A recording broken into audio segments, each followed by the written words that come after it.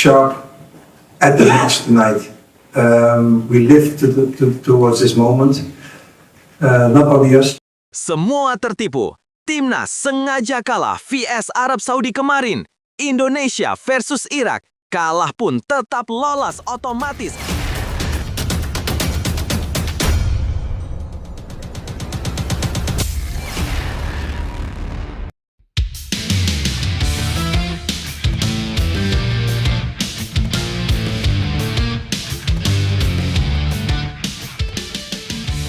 Semua tertipu. Timnas sengaja kalah vs Arab Saudi kemarin. Indonesia versus Irak. Kalah pun tetap lolos otomatis ke Piala Dunia 2026 asalkan gini. Tapi, Mimin minta tolong tonton video ini sampai selesai agar tidak ada kesalahpahaman yang terjadi. Dan tak bosan-bosan juga, tolong like dan share video ini ke media sosial kalian agar semua orang tahu apa yang sedang terjadi.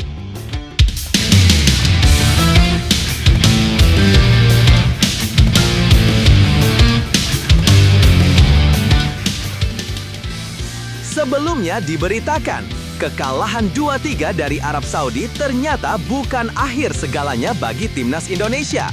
Banyak yang menilai skuad Garuda justru tengah menjalankan strategi besar, sengaja mengalah demi peluang lebih aman dan mulus menuju Piala Dunia 2026. Meski kalah, posisi Indonesia di klasemen masih sangat aman. Bahkan, andai tumbang dari Irak sekalipun, peluang lolos tetap terbuka lebar berkat poin dan selisih gol yang menguntungkan. Patrick Kluivert disebut sengaja menyimpan tenaga dan taktik untuk laga-laga penentuan melawan Irak nanti. Jadi, jangan terkecoh oleh skor. Kekalahan ini bisa jadi langkah taktis bukan karena lemah, tapi karena cerdas membaca peta persaingan. Garuda mungkin saja tengah bersiap untuk terbang lebih tinggi menuju Piala Dunia 2026.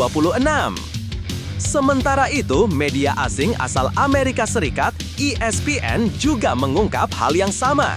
ESPN percaya Garuda belum jatuh. Asa timnas Indonesia ke Piala Dunia 2026 masih menyala. Kekalahan tipis 2-3 dari Arab Saudi sempat membuat publik Indonesia kecewa berat.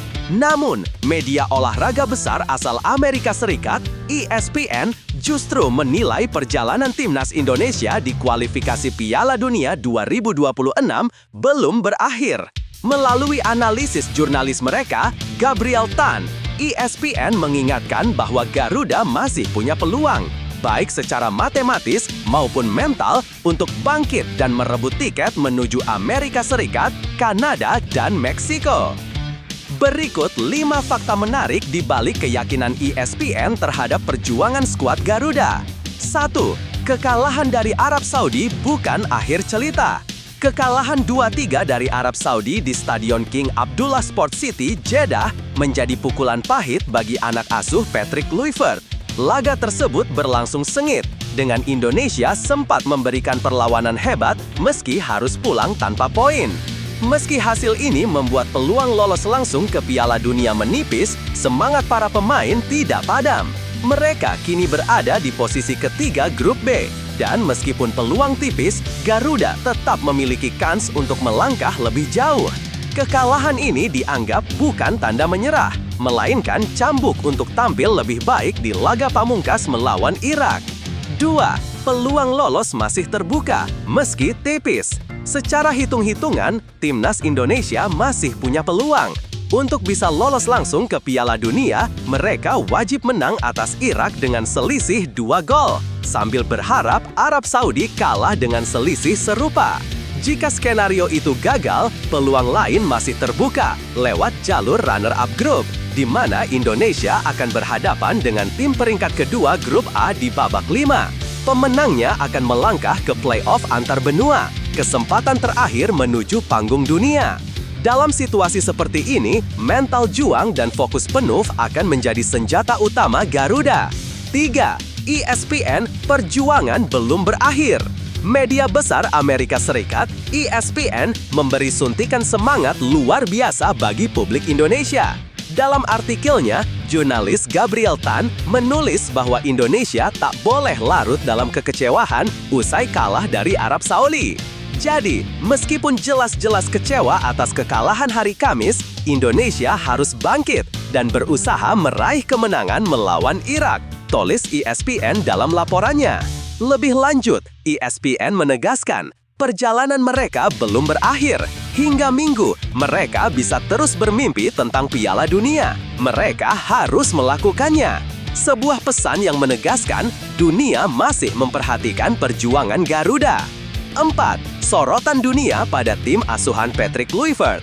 Nama Patrick Kluivert, legenda sepak bola Belanda yang kini menukangi timnas Indonesia, menjadi perhatian dunia.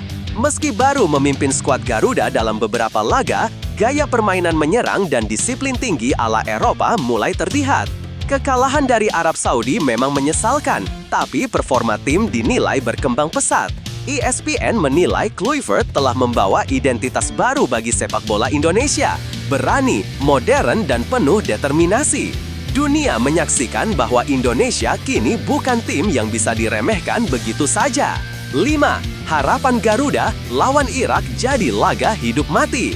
Laga melawan Irak pada Minggu, 12 Oktober 2025, pukul 2.30 WIB Leni akan menjadi pertarungan terakhir timnas Indonesia.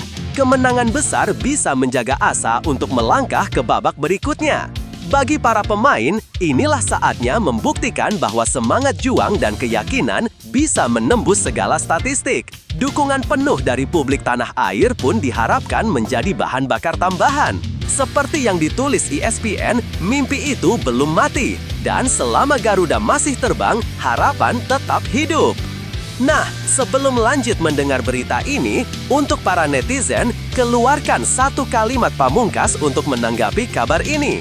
Menurut kalian, apakah kalian masih yakin timnas Indonesia di bawah asuhan Patrick Kluivert mampu untuk lolos ke Piala Dunia 2026? Dan masih menurut kalian, berapa prediksi skor timnas Indonesia versus Irak nanti? Ayo teman, berikan tanggapan kalian di kolom komentar. Bravo Timnas, bravo Patrick Kluivert, bravo PSSI.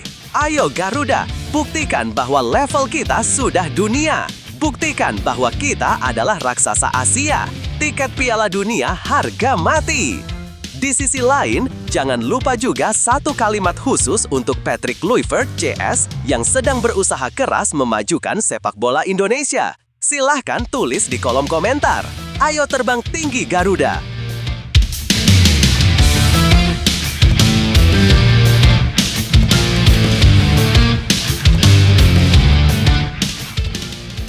Mari kita lanjut teman-teman.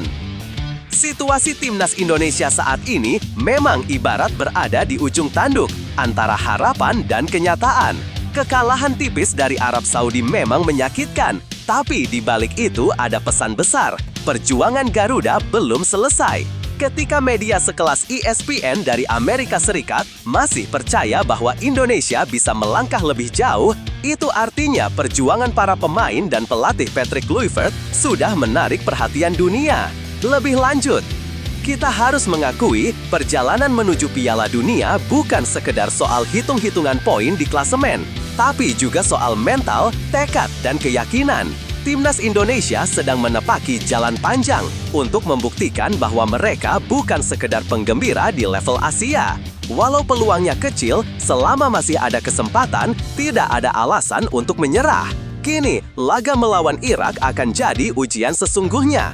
Di momen krusial seperti ini, tidak hanya para pemain yang harus berjuang, tapi seluruh bangsa yang mencintai sepak bola ini harus tetap percaya. Kadang, keajaiban hanya datang kepada mereka yang tidak berhenti berharap. Jadi, selama Garuda masih punya sayap, mari kita tetap yakin perjalanan ini belum berakhir. Kekalahan bukan akhir dari segalanya. Ia adalah batu loncatan menuju kemenangan yang lebih besar. Jangan tunduk pada keraguan, karena setiap langkah, setiap keringat, dan setiap semangat di lapangan adalah bagian dari sejarah yang sedang ditulis.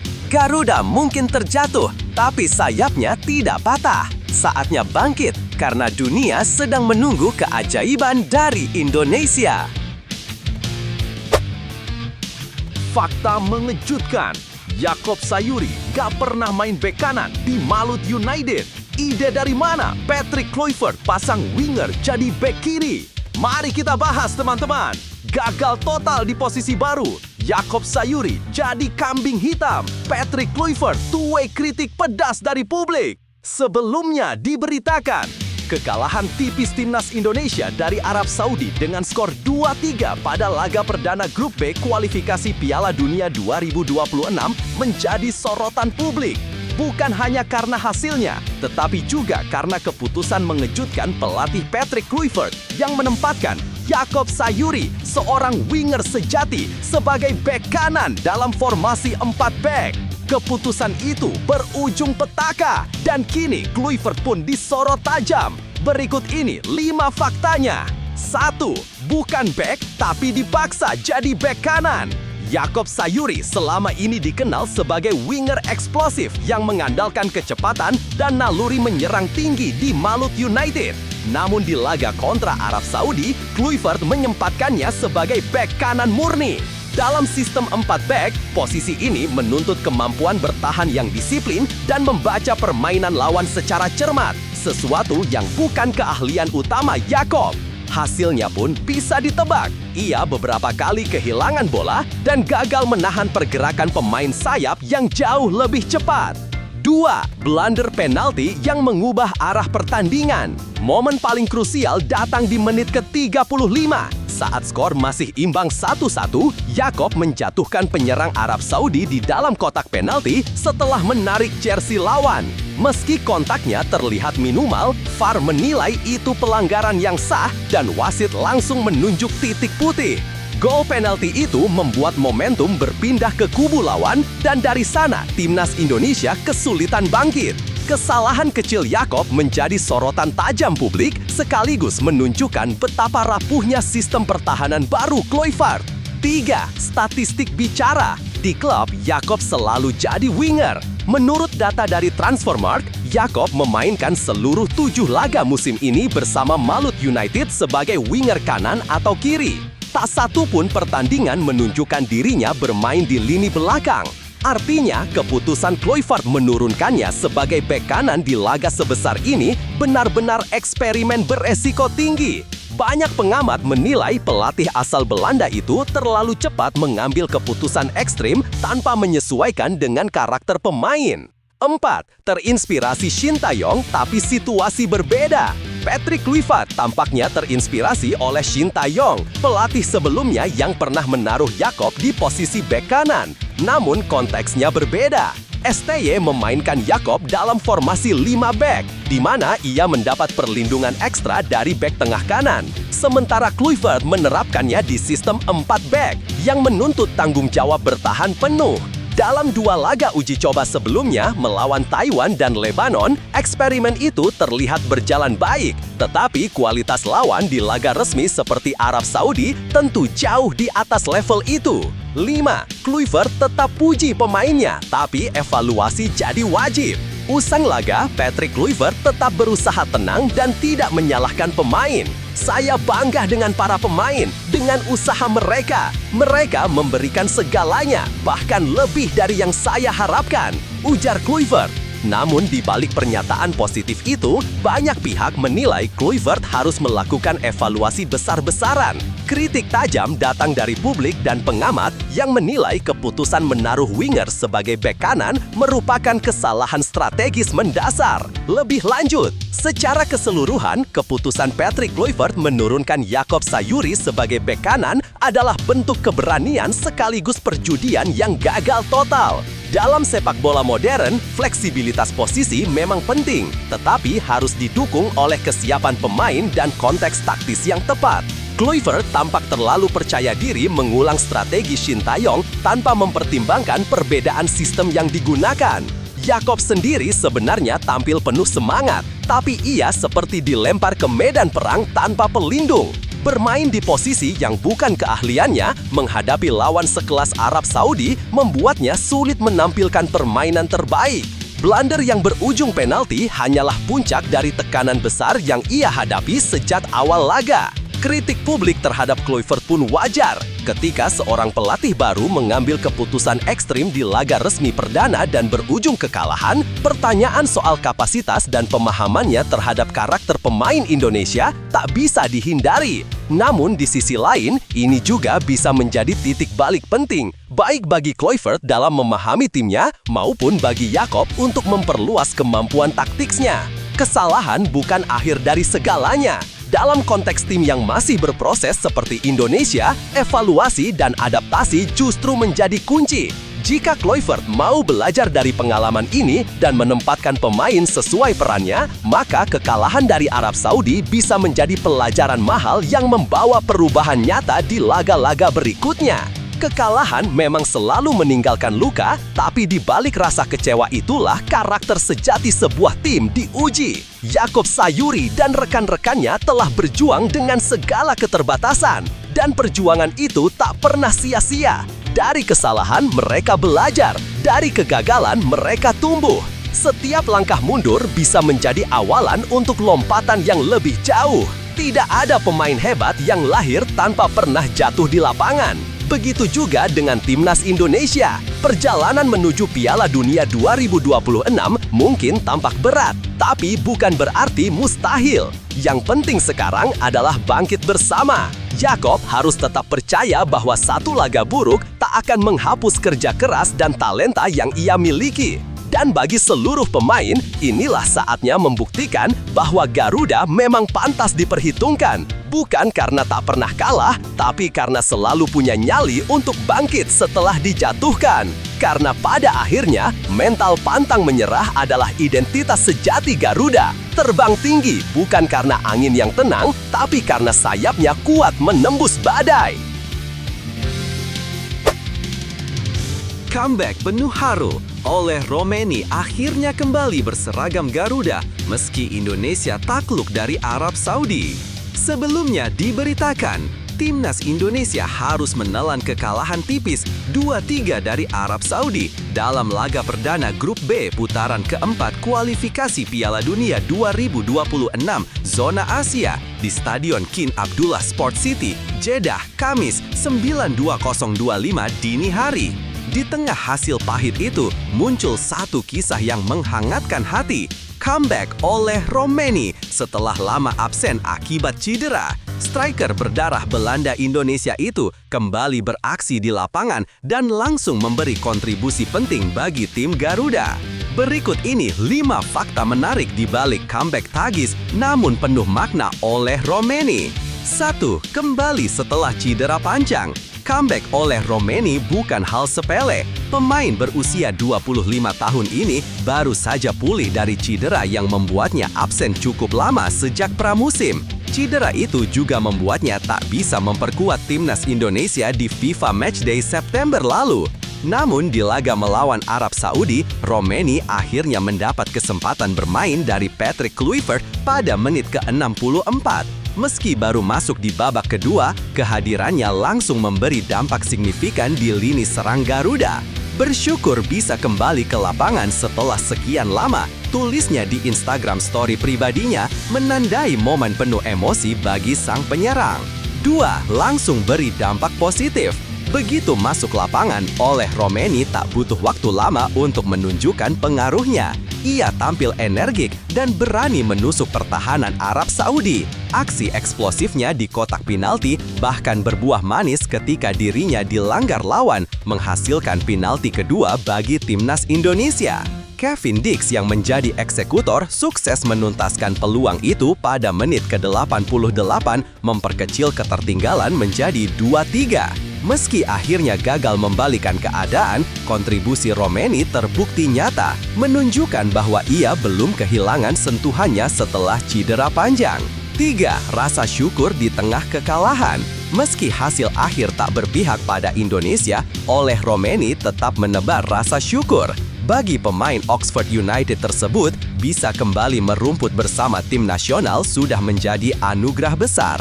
Ia sadar perjalanan menuju pemulihan bukan hal mudah. Saya menantikan momen ini sejak lama.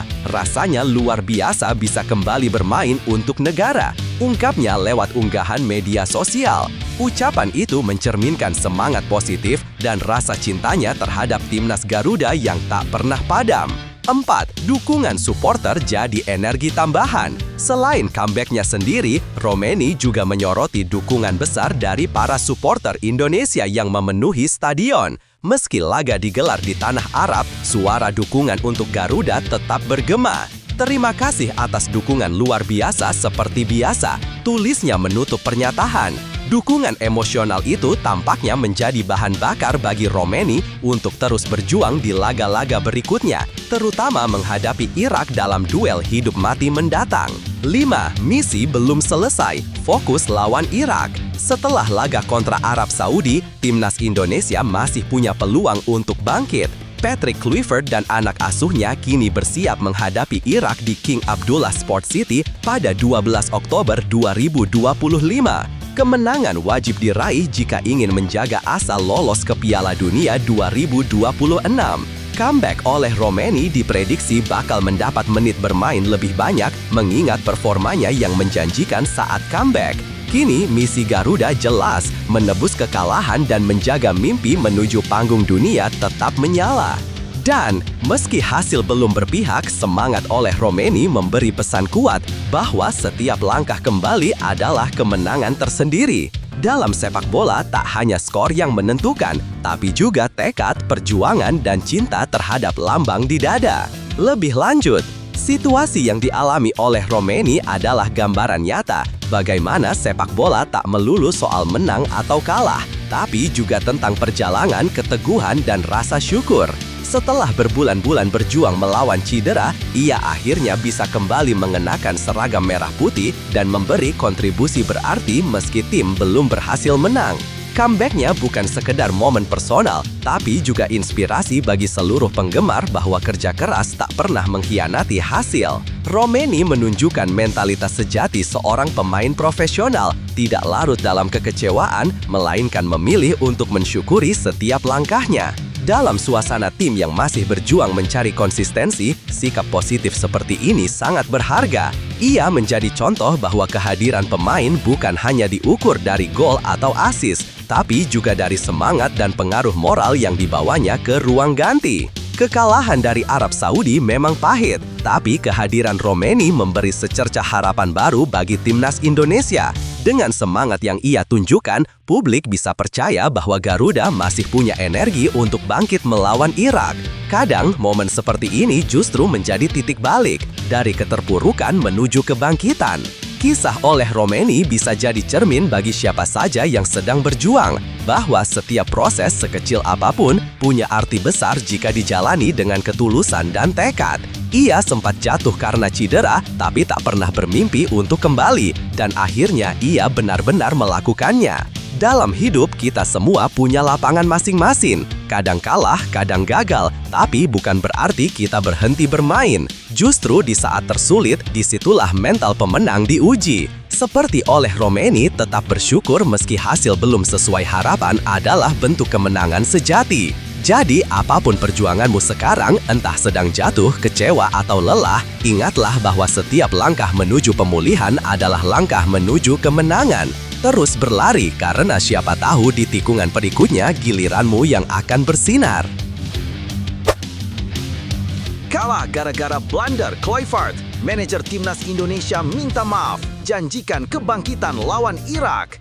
Sebelumnya diberitakan, kekalahan dramatis timnas Indonesia dari Arab Saudi pada laga perdana putaran keempat kualifikasi Piala Dunia 2026 zona Asia membuat publik tanah air kecewa berat. Laga yang digelar di Stadion King Abdullah Sports City, Jeddah, Kamis 9 Oktober 2025 dini hari WIB berakhir dengan skor 2-3 untuk kemenangan tuan rumah. Namun, di balik skor tersebut, sorotan tajam justru mengarah kepada Patrick Kluivert, pelatih kepala asal Belanda yang dinilai melakukan blunder taktis fatal. Manajer timnas, Sumarji, pun angkat suara dan memohon maaf kepada masyarakat Indonesia. Ia menegaskan kekalahan ini bukan akhir segalanya, melainkan cambuk untuk bangkit menghadapi Irak di laga berikutnya. Berikut ini 5 fakta penting di balik kekalahan timnas Indonesia dari Arab Saudi. 1. Blunder taktik Patrick Kluivert jadi sorotan. Publik menilai keputusan Kluivert selama laga kontra Arab Saudi terlalu beresiko. Formasi dan pergantian pemain yang ia lakukan di babak kedua justru membuka ruang bagi serangan balik. Padahal Indonesia sempat menunjukkan performa menjanjikan di awal pertandingan. Kritik pun datang dari berbagai pihak yang menyebut Kluivert kurang membaca permainan dengan cermat. Blunder strategi inilah yang disebut-sebut sebagai biang kerok kekalahan 2-3 Garuda dari tim asuhan Hervé Renard.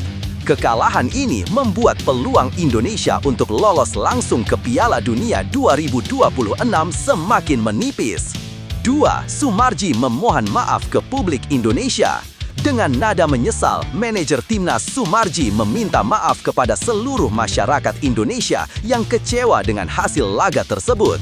Yang pertama, kami tentu mohon maaf atas perolehan semalam yang tidak menggembirakan, ujar Sumarji dalam siaran langsung Kompas TV. Ia menambahkan, kekalahan ini menjadi pelajaran berharga bagi tim. Bagi Sumarji, kekalahan dari Arab Saudi bukan alasan untuk menyerah. Ia menyebut hasil ini akan dijadikan cambuk motivasi agar para pemain tampil lebih baik saat menghadapi Irak, lawan yang dikenal lebih keras dan agresif. Berikut ini 5 fakta penting di balik kekalahan timnas Indonesia dari Arab Saudi. 1. Blunder taktik Patrick Kluivert jadi sorotan. Publik menilai keputusan Kluivert selama laga kontra Arab Saudi terlalu beresiko. Formasi dan pergantian pemain yang ia lakukan di babak kedua justru membuka ruang bagi serangan balik. Padahal Indonesia sempat menunjukkan performa menjanjikan di awal pertandingan. Kritik pun datang dari berbagai pihak yang menyebut Kluivert kurang membaca permainan dengan cermat. Blunder strategi inilah yang disebut-sebut sebagai biang kerok kekalahan 2-3 Garuda dari tim asuhan Hervé Renard. Kekalahan ini membuat peluang Indonesia untuk lolos langsung ke Piala Dunia 2026 semakin menipis. 2. Sumarji memohon maaf ke publik Indonesia. Dengan nada menyesal, manajer timnas Sumarji meminta maaf kepada seluruh masyarakat Indonesia yang kecewa dengan hasil laga tersebut. Yang pertama, kami tentu mohon maaf atas perolehan semalam yang tidak menggembirakan, ujar Sumarji dalam siaran langsung Kompas TV. Ia menambahkan, kekalahan ini menjadi pelajaran berharga bagi tim. Bagi Sumarji, kekalahan dari Arab Saudi bukan alasan untuk menyerah. Ia menyebut hasil ini akan dijadikan cambuk motivasi agar para pemain tampil lebih baik saat menghadapi Irak, lawan yang dikenal lebih keras dan agresif. Berikut ini 5 fakta penting di balik kekalahan timnas Indonesia dari Arab Saudi. 1. Blunder taktik Patrick Kluivert jadi sorotan. Publik menilai keputusan Kluivert selama laga kontra Arab Saudi terlalu beresiko. Formasi dan pergantian pemain yang ia lakukan di babak kedua justru membuka ruang bagi serangan balik. Padahal Indonesia sempat menunjukkan performa menjanjikan di awal pertandingan. Kritik pun datang dari berbagai pihak yang menyebut Kluivert kurang membaca permainan dengan cermat. Blunder strategi inilah yang disebut-sebut sebagai biang kerok kekalahan 2-3 Garuda dari tim asuhan Hervé Renard. Kekalahan ini membuat peluang Indonesia untuk lolos langsung ke Piala Dunia 2026 semakin menipis. 2. Sumarji memohon maaf ke publik Indonesia. Dengan nada menyesal, manajer timnas Sumarji meminta maaf kepada seluruh masyarakat Indonesia yang kecewa dengan hasil laga tersebut.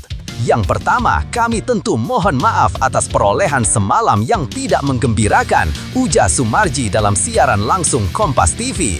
Ia menambahkan, kekalahan ini menjadi pelajaran berharga bagi tim. Bagi Sumarji, kekalahan dari Arab Saudi bukan alasan untuk menyerah. Ia menyebut hasil ini akan dijadikan cambuk motivasi agar para pemain tampil lebih baik saat menghadapi Irak, lawan yang dikenal lebih keras dan agresif. Berikut ini 5 fakta penting di balik kekalahan timnas Indonesia dari Arab Saudi. 1. Blunder taktik Patrick Kluivert jadi sorotan. Publik menilai keputusan Kluivert. Jelang SEA Games 2025, Jens Reven siap menggila. Timnas Indonesia U22 tantang India malam ini. Inilah 5 faktanya. Sebelumnya diberitakan, Timnas Indonesia U22 akan menghadapi India U22 dalam laga uji coba penting di Stadion Madia, Jakarta, Jumat 10 Oktober 2025 pukul 19 WIB. Pertandingan ini menjadi bagian dari persiapan akhir sebelum skuad Garuda Muda terbang ke Thailand untuk berlaga di SEA Games 2025. Dalam momentum ini, semangat dan optimisme tinggi tengah membara di kubu Indonesia, terutama dari sang penyerang muda, Jens Reven, yang bertekad tampil gila-gilaan demi mempertahankan medali emas. Berikut 5 fakta menarik jelang laga Timnas Indonesia U22 versus India U22 yang wajib kamu tahu. 1. Jens Reven siap menggila demi medali emas. Penyerang muda Bali United, Jens Reven, jadi sorotan utama dalam pemusatan latihan dan laga uji coba jelang SEA Games. Ia dengan tegas menyatakan bahwa target utama Timnas U22 adalah mempertahankan medali emas, bukan sekedar ikut berpartisipasi. Targetnya medali emas, tidak ada keraguan untuk itu, tegas Jens Reven seperti dikutip dari laman resmi PT Liga Indonesia Baru. Reven menilai ajang SEA Games adalah turnamen sempurna bagi para pemain muda Asia Tenggara untuk membuktikan kemampuan terbaiknya. Ia juga menekankan pentingnya semangat juang dan rasa lapar untuk menjadi juara di setiap pertandingan. 2. Laga uji coba krusial jelang terbang ke Thailand. Pertandingan kontra India U22 bukan sekedar pemanasan, melainkan ujian terakhir untuk melihat kesiapan strategi dan mental pemain. Pelatih Indra Syafri diketahui ingin melihat kekompakan tim serta adaptasi taktik sebelum menghadapi lawan-lawan berat di SEA Games. Uji coba ini juga menjadi ajang pembuktian bagi pemain-pemain muda baru yang sedang berjuang merebut tempat di skuad utama. Atmosfer latihan di Jakarta pun disebut sangat kompetitif dengan seluruh pemain tampil total di setiap sesi. 3. SEA Games 2025 digelar di Thailand. Tantangan semakin berat. SEA Games edisi ke-33 akan berlangsung di Thailand pada 9-20 Desember 2025. Cabang olahraga sepak bola pria dijadwalkan berlangsung mulai 3 hingga 18 Desember, tersebar di 3 kota besar, Bangkok, Chiang Mai, dan Songkhla City. Timnas Indonesia U22 datang dengan status juara bertahan usai menumbangkan Thailand 5-2 di final SEA Games 2023. Namun mempertahankan gelar di tanah lawan jelas bukan hal mudah. Tekanan publik dan persaingan antar negara semakin ketat, menjadikan SEA Games kali ini sebagai ujian sesungguhnya bagi generasi baru Garuda Muda. 4. Tren positif, 2 edisi terakhir jadi modal besar. Dalam 2 edisi terakhir, performa Timnas Indonesia U23 di SEA Games memang luar biasa. Tahun 2021, Indonesia sukses menembus semifinal. 2 tahun kemudian, pada 2023, pasukan Indra Syafri melaju hingga final dan meraih emas usai menumbangkan Thailand dengan skor mencolok. Prestasi itu menumbuhkan harapan besar publik sepak bola nasional bahwa era kejayaan tim muda Indonesia tengah berlanjut. Dengan regenerasi pemain yang kuat, publik berharap kisah sukses tersebut bisa terulang di Thailand nanti. 4. Indra Syafri dan misi menjaga tradisi emas Garuda Muda. Pelatih Indra Syafri kembali memegang kendali setelah sukses membawa emas 2 tahun lalu. Ia dikenal tegas dan tak segan mengingatkan pemain soal disiplin dan mental juara. Dalam beberapa kesempatan, Indra bahkan memberikan ultimatum kepada pemain yang tampil di bawah ekspektasi agar meningkatkan performa. Tidak ada tempat untuk yang setengah hati, ujar Indra Syafri dalam wawancara terbarunya. Dengan kombinasi pemain lokal dan diaspora, skuad Garuda Muda diyakini memiliki kualitas dan kedalaman yang cukup untuk mempertahankan supremasi sepak bola di Asia Tenggara. Lebih lanjut, Melihat semangat Timnas Indonesia U22 jelang laga uji coba kontra India, rasanya publik tanah air layak kembali optimistis. Jens Reven menjadi simbol gairah baru di skuad Garuda Muda. Pemain muda yang percaya diri, punya mental juara, dan tidak takut menargetkan medali emas. Ucapannya mencerminkan tekad seluruh tim yang ingin mempertahankan kehormatan Indonesia di kancah Asia Tenggara. Indra Syafri juga kembali berada di posisi penting sebagai pengarah generasi muda. Sosoknya bukan hanya pelatih, tapi juga pembentuk karakter. Ketegasan dan standarnya yang tinggi membuat para pemain muda belajar bertanggung jawab, bukan sekedar mengejar nama besar. Dengan kombinasi pemain muda lokal dan diaspora yang makin matang, Indonesia punya modal kuat menghadapi SEA Games 2025 di Thailand. Namun tentu, perjuangan tak akan mudah. Tekanan sebagai juara bertahan selalu berat. Semua tim akan mengincar Indonesia sebagai lawan yang harus dikalahkan. Tapi justru disitulah ujian sesungguhnya. Apakah generasi ini mampu menjaga konsistensi dan membuktikan bahwa emas 2023 bukan kebetulan? Yang jelas, melihat atmosfer latihan, antusiasme publik, dan semangat pemain, Indonesia sedang berada di jalur yang benar. Tinggal bagaimana mereka menjaga fokus, mental, dan kerja keras hingga detik terakhir. Jika itu bisa dipertahankan, bukan tak mungkin Garuda Muda kembali terbang tinggi dan membawa lagu Indonesia Raya berkibar di podium tertinggi. Setiap perjuangan besar selalu dimulai dari keyakinan, dan itulah yang kini ditunjukkan Timnas Indonesia U22. Mereka bukan hanya bermain untuk menang, tapi membawa harapan jutaan rakyat yang percaya pada kekuatan Garuda Muda. SEA Games 2025 bukan sekedar ajang mencari medali, melainkan panggung untuk membuktikan bahwa kerja keras, disiplin, dan semangat pantang menyerah mampu menaklukkan tekanan sebesar apapun. Tak ada kemenangan yang datang tanpa keringat, dan tak ada kejayaan tanpa pengorbanan. Untuk para pemain muda, jangan takut bermimpi besar. Setiap langkah di lapangan adalah bukti bahwa kalian sedang menulis sejarah baru bagi sepak bola Indonesia. Bermainlah dengan hati, bertarunglah dengan jiwa, dan tunjukkan pada dunia bahwa Garuda tak pernah kehilangan sayapnya. Bagi kita semua pendukungnya, tetaplah percaya, suara dukungan, doa, dan semangat dari seluruh penjuru negeri akan menjadi bahan bakar bagi mereka yang berjuang di lapangan. Karena ketika keyakinan dan kerja keras bersatu, Garuda pasti akan kembali terbang tinggi, membawa pulang emas untuk Indonesia.